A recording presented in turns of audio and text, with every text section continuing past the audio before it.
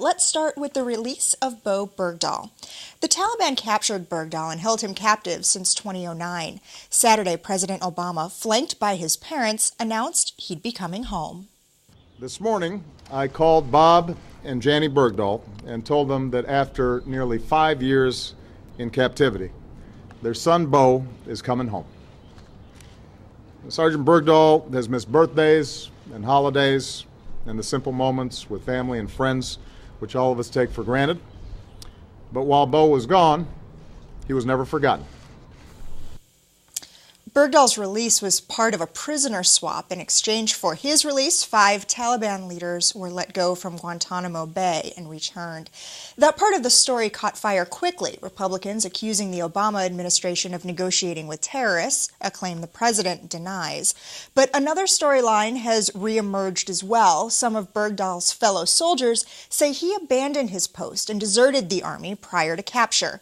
Here's former soldier Josh Corder talking to CNN's Jake Tapper, voicing his frustration over how many lost their lives trying to rescue Bergdahl. It's very frustrating to me to turn on the TV and to see Bergdahl's family on the TV being shown to everyone.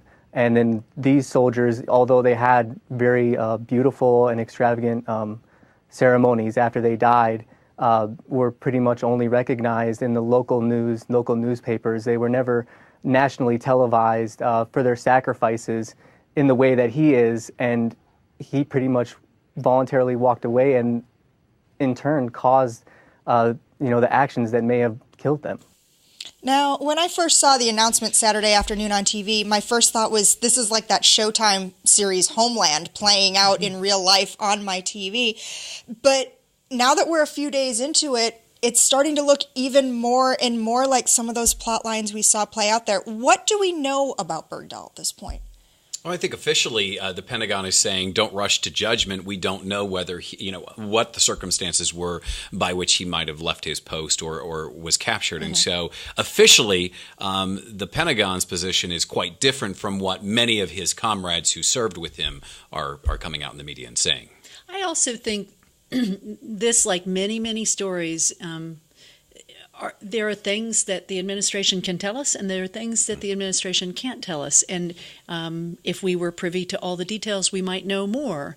I think that we see some things in the military today where maybe 30 years ago, someone who was in the military would never criticize their commander-in-chief regardless of the action, regardless of activity. And I think we're seeing that more today under Obama's administration than we have in previous administrations. We've also seen, again, going to that other storyline of did the Obama administration negotiate with terrorists to have this happen? And Obama and his spokespeople have come out and said over and over again, we don't leave any man behind. We always make sure we bring everybody home.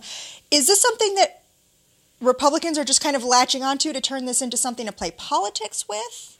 Well, I mean, I think there are some concerns. Today we saw a video emerge of a husband and wife, a Canadian and American citizen, who all of a sudden video is now appearing saying that, they are appealing for their release as well. So I think there is certainly a great deal of legitimacy in the whole argument about negotiating with terrorists or not. This is obviously a much more complex issue than just do we negotiate as a nation with terrorists or not. And there are so many different layers to this that depending politically on your affiliation or the expediency of the matter, you're going to seize a storyline and try to carry that for whatever advantage you might see. And why wouldn't the Republicans do that? I mean, at every opportunity, if there's any opportunity to criticize the Obama administration right now, whether that's a media organization that follows a certain viewpoint or whether that's the Republican Party, you're going to see that regardless of whether this is an international situation or a domestic situation or whatever. One of the things, though, that seemed to stand out about it was how quickly it happened. There was no real honeymoon period in this news of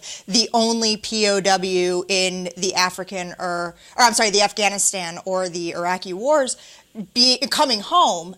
That was dinner time Saturday. By the Sunday morning talk shows, the Republicans were already hammering in on this. I think that's because there are Sunday morning talk shows. I mean, if we didn't have, I just think over the last few decades we've seen a collapsing of the news cycle, and there is no such thing as a honeymoon period anymore. I don't think on any story. Well, and there used to be a time when you know, particularly on areas of national security, parties would come together. They'd sort of drop their partisanship, but every opportunity presents itself differently. And as Lynda pointed out, you know, we know the Sunday morning talk shows are going. So now we're going to get into a room. We're going to talk about what is our message going to be. What are we going to stay on point with, and then we're going to carry that through.